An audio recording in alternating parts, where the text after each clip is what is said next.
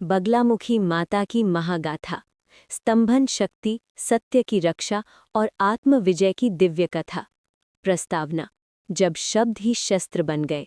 समय अनादि है, वो बहता रहता है, युगों से युगों तक। जब जब सृष्टि के संतुलन पर संकट आया, तब तब दिव्य शक्तियों ने अवतार लेकर धर्म की रक्षा की।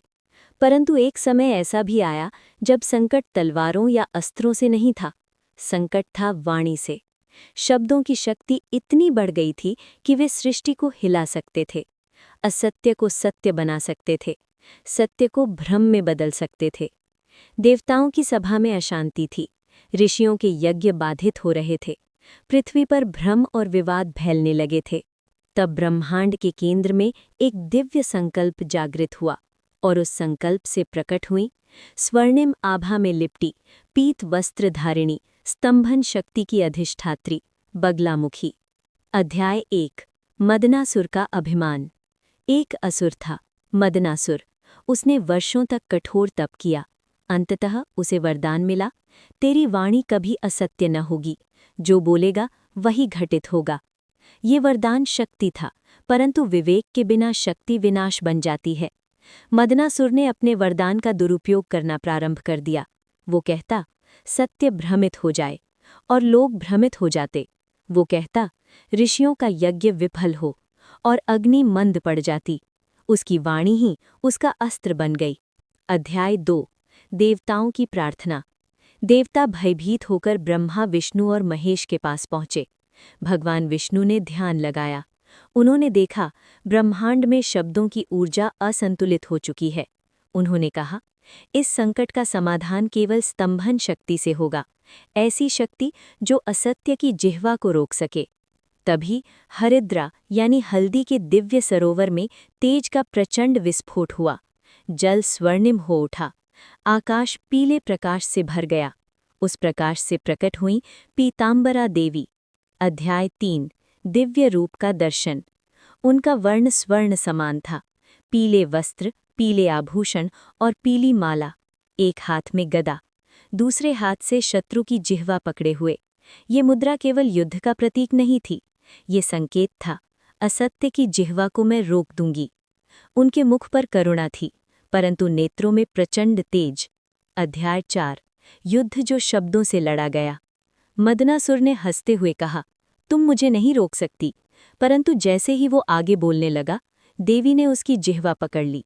उसकी वाणी रुक गई, उसके शब्द बिखर गए। वो पहली बार मौन हो गया। देवी ने गदा उठाई।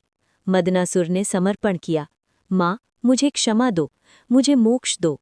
देवी ने उसे मोक्ष दिया, और उसी दिन से वे कहलाईं बगलामुखी। अध्याय 5। स्तंभन का गूढ़ अर्थ।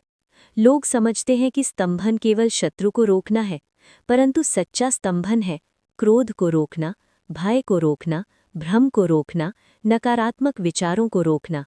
जब मन चंचल हो, तब ह्लीं बीज मंत्र मन को स्थिर करता है। अध्याय 6। एक साधक की कथा। मालवा के एक छोटे गांव में राघव नाम का युवक रहता था। उस पर झूठे आरोप लगे, सभा में उसकी वाणी कांप जाती। एक दिन वो दतिया स्थित माँ के मंदिर गया, मध्य प्रदेश में प्रसिद्ध पीतांबरा पीठ, जहाँ माँ की विशेष साधना होती है। राघव ने 41 दिन तक साधना की, हल्दी की माला से जाप किया, पीले वस्त्र धारण किए। 41वें दिन उसे दर्शन हुए। स्वप्न में माँ ने कहा, सत्य से मत डरो। अगली सभा में उसके विरोधियों की वाणी उलझ गई। राघव स्पष्ट और निर्भीक बोल पाया, सत्य की विजय हुई। अध्याय 7। आंतरिक साधना का मार्ग। माँ की साधना केवल भौतिक विजय के लिए नहीं है। सच्चा साधक जानता है, सबसे बड़ा शत्रु बाहर नहीं, भीतर है। जब ध्यान में बैठकर वो माँ के स्वरूप का चिंतन करता है, तो उसका मन शांत हो जाता है। धीरे धीरे वो अनुभव करता है, वाणी संयमित हो रही है, क्रोध शांत हो रहा है, भय समाप्त हो रहा है। अध्याय 8। शक्ति और करुणा का संतुलन। माँ का स्वरूप भयंकर भी है और करुणामयी भी।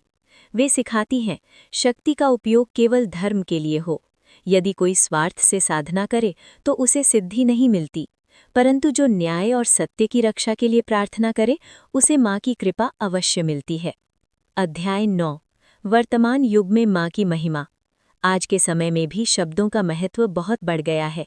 एक झूठी बात समाज में अशांति फैला सकती है। ऐसे समय में माँ बगलामुखी की महागाथा हमें सिखाती है, बोलने से पहले सोचो, सत्य का साथ दो, वाणी को संयमित रखो। उपसंहार, मौन की विजय। मदनासुर का अंत केवल एक असुर का अंत नहीं था, वो अहंकार का अंत था। जब शब्द अनियंत्रित हो जाएं, तो मौन ही सबसे बड़ी साधना है। बगलामुखी हमें सिखाती हैं, सच्ची शक्ति दूसरों को हराने में नहीं, स्वयं को नियंत्रित करने में है। जय माँ पीताम्बरा, जय माँ बग